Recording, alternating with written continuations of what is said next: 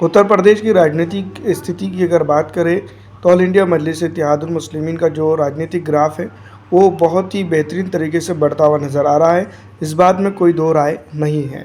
यहाँ पर शौकत अली साहब और ऑल इंडिया मजलिस इत्तेहादुल मुस्लिमीन के दिगर कारकुनान ऑल इंडिया मजलिस इत्तेहादुल मुस्लिमीन को यहाँ पर मजबूत करने की हत्तकुल इम्कान कोशिश में जुटे हुए हैं। ऑल इंडिया मजलिस इत्तेहादुल मुस्लिमीन की अगर बात करें तो यहाँ पर जो तो राजनीतिक स्थिति और गलियारों के अंदर ये अटकलें लगाई जा रही थी कि ऑल इंडिया मजलिस इत्तेहादुल मुस्लिमीन किसी की ना किसी के साथ इस बार गठबंधन करके चुनाव ज़रूर लड़ेंगी। वहीं बहुजन समाजवादी पार्टी की मुखिया मायावती ने जो है तो अभी कुछ ही दिनों पहले जो है तो तमाम तरह की पॉलिटिकल पार्टियों के साथ गठबंधन ना करने का अपना ऐलान कर दिया है।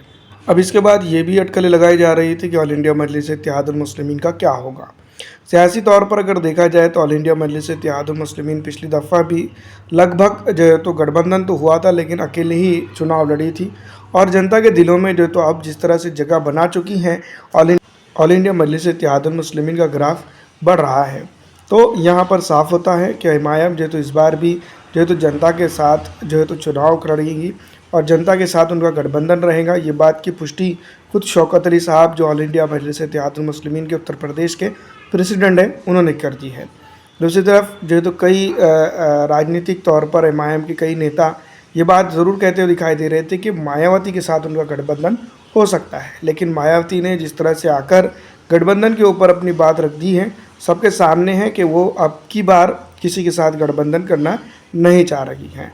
दोस्तों ये बात साबित होती है कि मायावती इस बार भी जो है तो सत्ता की दहलीज से काफ़ी दूर दिखाई दे रही हैं। तो इस बार भी क्या जो है तो अपने अकेले के दम पे चुनाव लड़कर वो सत्ता स्थापित करने में कामयाब रहेंगी या नहीं, ये सबसे अहम और इम्पॉर्टेंट पॉइंट ज़रूर नज़र आ रहा है। लेकिन वैसे अगर देखा जाए तो ऑल इंडिया मजलिस इत्तेहादुल मुस्लिमीन के साथ अगर होते तो कुछ बेहतरीन तरीके से विपक्ष में बैठने की स्थिति में होते। लेकिन फ़िलहाल ये भी बात समझ में आ सकती है कि अब बहुजन समाजवादी पार्टी जो है तो रियासती तौर पर अपने आप को मजबूत करने की कोशिश में जुटी हुई है, इसके अलावा किसी के साथ वो गठबंधन नहीं कर रही है। आपको क्या लगता है कि क्या इस बार जो है तो मायावती की सरकार बनेगी या नहीं? कमेंट करके ज़रूर बताइएगा। फिलहाल इस वीडियो में इतना ही। अच्छी लगने पर लाइक करके ज़्यादा से ज़्यादा शेयर कर दीजिएगा।